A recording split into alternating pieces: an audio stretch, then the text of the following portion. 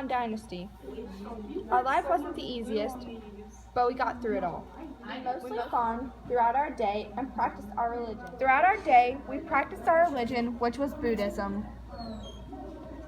The red highlighted area is the Silk Road. The Silk Road meant very much to us back then, and it still does today.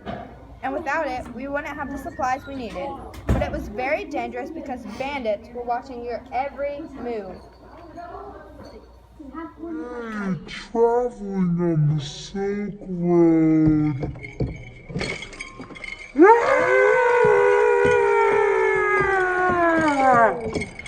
The Great Wall was a protective barrier for us and still is today. It is also a great touring site. You're in front of... The Chinese worked very hard all the time and to provide us Americans with what we need. Chinese are taught to respect everyone, while for Americans, respect is earned. China, a civilization that was superior to its neighbors in every conceivable way, was emulated by both Japan and Korea. Many aspects of Japanese and Korean cultures are traced back to the roots in Chinese culture. Thanks for listening, and Welcome to China.